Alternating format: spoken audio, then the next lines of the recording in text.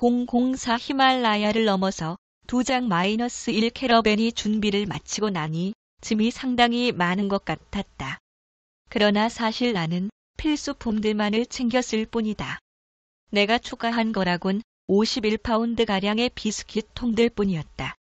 티베트인들, 특히 라마승들이 이 비스킷을 무척 좋아하기 때문이었다. 나는 비스킷으로 사원의 승원장 라마들의 환심을 사곤 했다. 티베트인의 기호를 아는 것은 도움이 되었다. 덕분에 나는 일반인들로부터도 환영을 받을 수 있었다. 나는 또한 실크 스카프들을 많이 장만했다. 그것은 티베트의 전통적인 의식용 선물이었다. 나는 미리 이 전통 예절에 대해 숙지했다. 실크 스카프를 상대방의 목에 걸쳐주면 그것은 당신이 그를 당신과 동등하게 여긴다는 표시이다. 만일 스카프를 그냥 넘겨주면 상대방을 아랫사람으로 본다는 표시이다. 나는 항상 스카프를 상대방의 목에 걸쳐주었고 그런 행위로 말미암아 큰 덕을 보았다. 특히 고위 라마들이 내게 많은 은혜를 베풀어 주었고 나는 기꺼이 그것을 받아들였다. 나는 칼림퐁의 작은 마을을 떠나 티스타 강의 계속으로 내려갔다. 이 강은 세계에서 가장 물살이 빠른 것으로 여겨진다. 히말라야의 거대한 빙하로부터 내려온 눈과 얼음이 혼합되어 강빛이 청백색을 띠었다.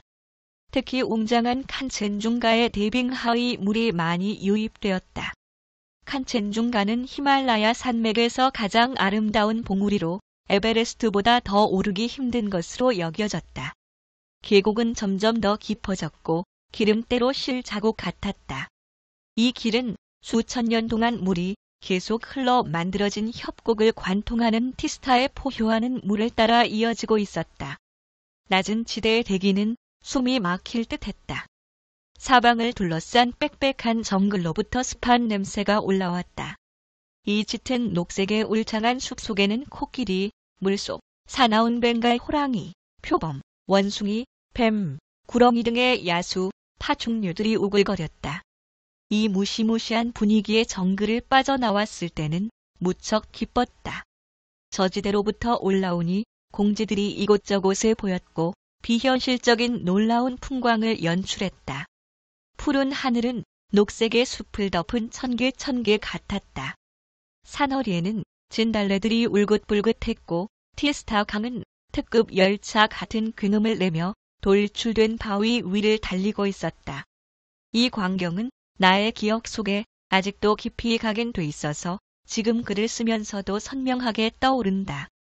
산, 정글, 강, 길, 나무, 녹색 벌판이 한데 어우러져 파노라마처럼 숨 막히도록 아름답게 펼쳐지는 이 모든 야생에 나는 매혹되었다. 하지만 길에서 조금만 벗어나도 죽음의 정글이 기다리고 있고 티스타의 급류에 휩쓸리는 치명적인 운명이 기다리고 있다는 사실을 인식하지 않을 수 없었다.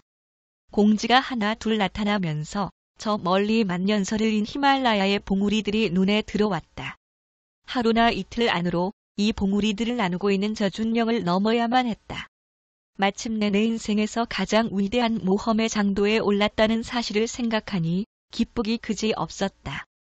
미래에 어떤 일이 벌어질지 나는 기대감에 마냥 설레고 기뻤다. 나는 두렵지 않았다. 왜냐하면 나는 모든 일이 잘 되리라고 들었기 때문이다. 나는 믿음을 가지고 어떤 위험에도 맞설 준비가 돼 있었다. 나는 저장대한 히말라야 산맥 너머 어딘가에 내가 풀어야만 될 신비가 기다리고 있다는 것을 알았다. 첫날 우리는 12마일을 여행했다. 하루에 딱 맞는 거리였다. 우리는 강변의 작은 마을에서 묵었다. 지표로부터 몇 피트 높이 떨어진 기둥들 위에 오두막들이 지어져 있었다. 그 주위에는 꽤 넓은 공지가 방책으로 둘러싸여 있었다. 밤에 호랑이나 표범들의 습격으로부터 안전을 지키기 위해 세워진 것이었다. 도상의 관료들이 사용하는 오두막이 있었다. 하지만 밤이 되면 관료가 거하기 때문에 우리는 다른 집을 찾았다. 나는 마을 위 언덕 빼기에 있는 작은 오막을 선택했다. 이 오막은 초막집이었다. 심부름꾼이 내게 말했다. 나리, 이곳이 안전할까요? 글쎄, 내가 대답했다.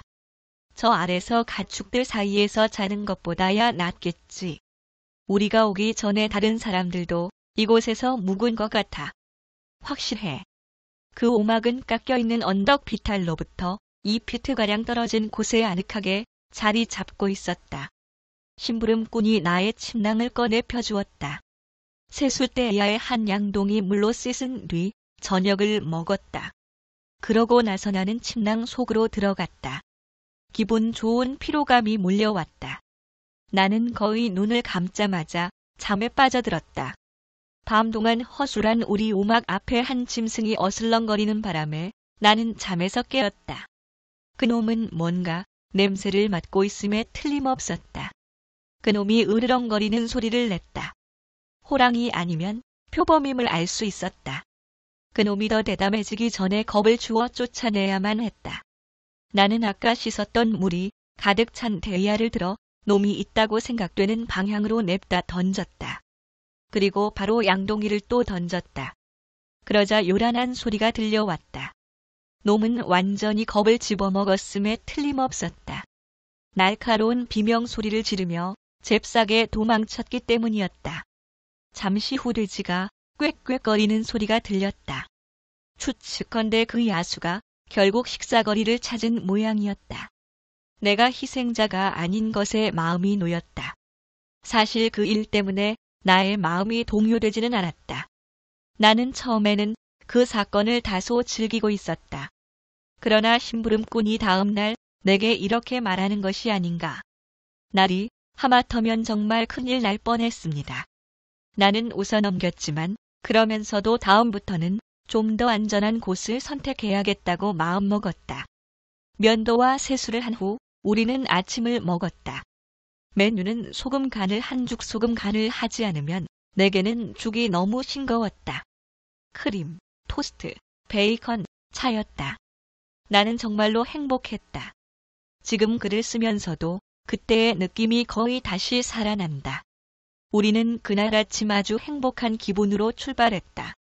나의 행복감이 전염된 듯 조랑말과 노새들조차 흥겨워하는 것 같았다.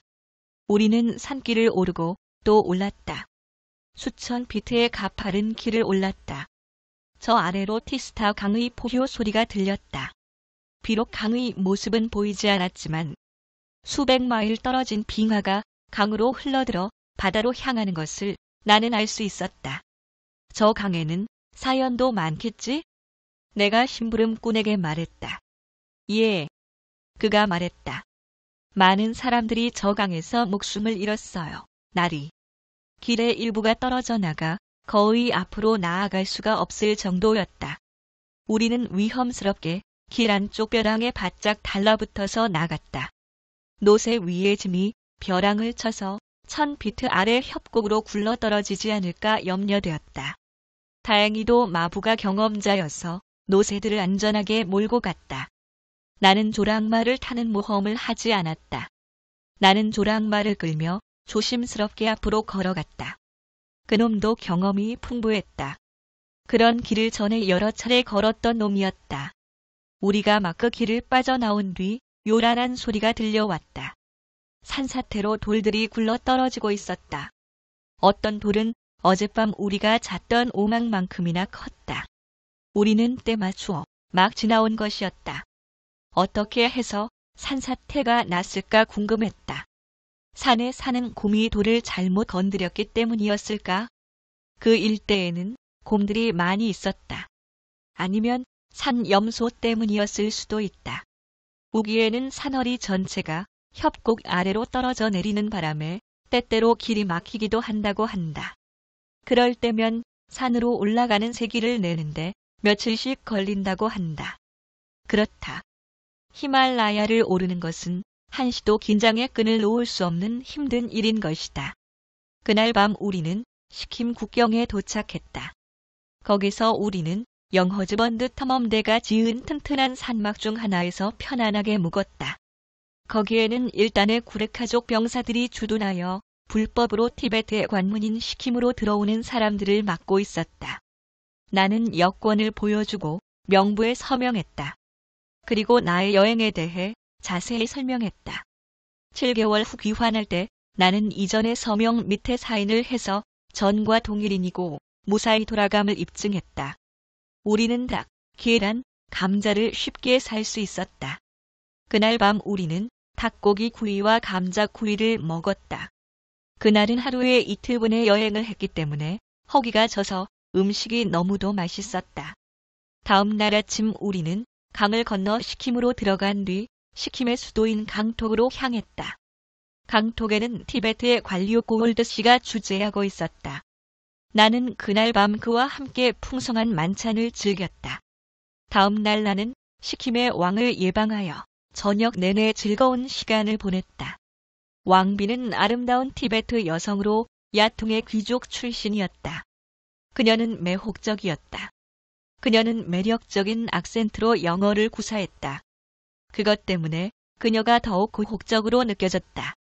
다음 날 우리는 여정 중에서 가장 힘든 코스를 향해 출발하였다. 바로 나툴라 영역으로 오르는 것이었다. 길의 폭은 대부분 2피트도 안 되었고 가파른 산허리를 지그재그로 올라갔다. 높이 올라갈수록 벼랑과 협곡은 더욱 깊어졌다.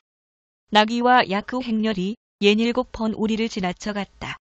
때로 한 줄에 나귀가 100마리도 넘었고 어떤 줄에는 야크가 800마리도 넘었다. 그놈들 등에는 온갖 짐들이 실려 있었다. 티베트에는 바퀴 달린 운반 수단이 없었다. 심지어 손수레도 없었다. 우리는 한나귀 행렬과 아주 위험한 좁은 길에서 만났다. 길 바깥쪽은 패인 채 떨어져 나가 있었다.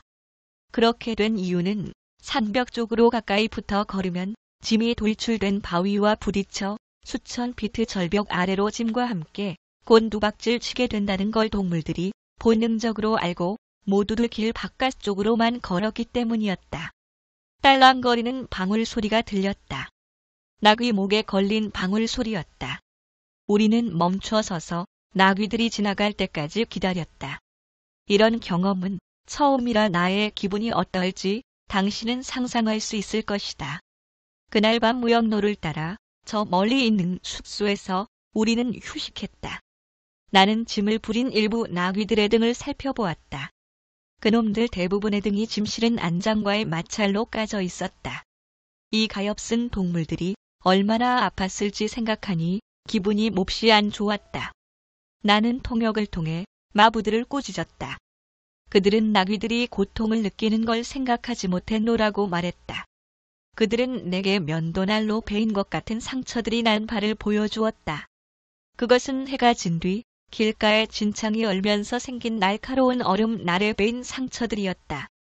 그들로서는 나귀들의 고통을 헤아릴 겨를이 없었다.